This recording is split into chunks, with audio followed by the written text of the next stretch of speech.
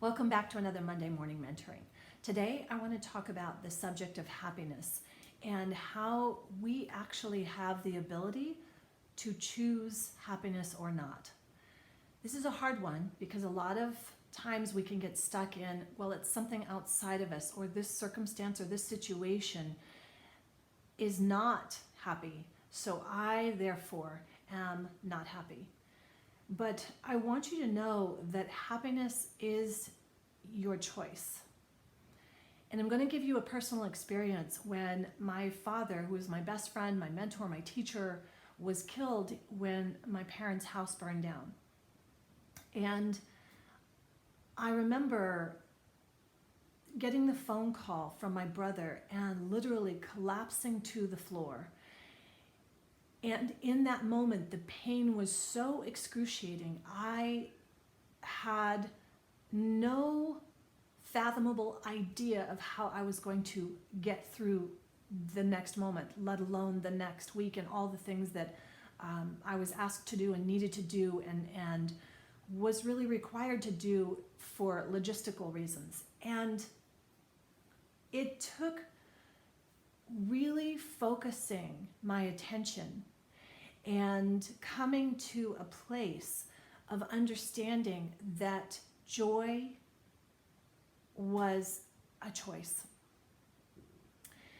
And the depth of suffering and pain that I was experiencing more than any other experience I've ever had was a choice. And that was a hard one because I remember there was the depth of sadness and really secluding myself to not communicate with anyone because I could not manage someone else's emotions as well as my own. So my tendency is to go an introvert. That's almost that is how I heal. That is something I know about myself, is that I need to introvert inside. And in doing that, knowing that I did not want to suffer, knowing I did not want to live the rest of my life in this depth of pain, I started to really look at how these feelings were being created and the meanings of them. I'd already been doing a lot of mental and emotional work prior as a therapist, and so now I was actually in it, deep in the experience myself, and trying to understand for myself what I could do. And there is an amazing study that was done on how to have more happiness, and I will find it and link it. But the bottom line is that we find things that we are grateful for. We have to choose where we put our attention on, and so we start looking at what we're grateful for. And I started doing that. And grateful for even every breath and every moment, that every moment to moment experience, I had to choose either this depth of pain or this gratitude. And the more I practiced that gratitude and the more I practiced appreciating the moments and recalling moments of joy, I was able to get through that suffering. Now, I truly hope that you don't have something like that that is really a hard struggle and that painful. But if you do, this is a tool that's very effective, and to understand that you have a choice. Each of us has an individual choice, and it's very easy to give up our power to a device, to scrolling, to shopping, to things that will distract us. But this pain will never go away and never heal. And if we do not look at it, if we do not find a way to find the joy beyond trauma and choose happiness and build that into your life, unfortunately, you will see things start happening in your own physical body, in your mind, and in your health, because it's all connected.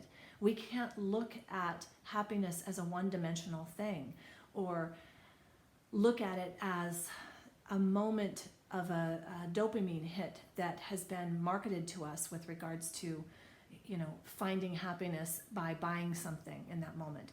If you're watching this, then that's probably not what's important to you. You're looking for better solutions. You're looking for ways that can improve your life. So this week, I challenge you to choose happiness in moments.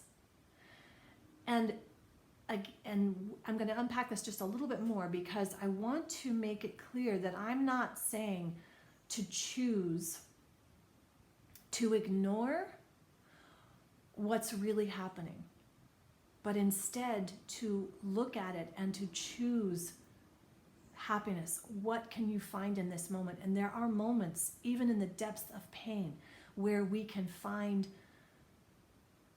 gratitude, and we can choose gratitude, and we can choose appreciation, or we can choose observing things in a way and imbuing that with gratitude, because that, we know, brings happiness. And again, we're not ignoring things that are painful, or situations that are going on, or circumstances that are going on. But I can guarantee you, if you are so miserable that you have to numb yourself with a drug or alcohol or shopping or distractions, it's not going to take you down a road of true healing and then truly finding joy beyond trauma. It's why I wrote Find Joy Beyond Trauma, and it is why I do the work in the Thrive group, where we do weekly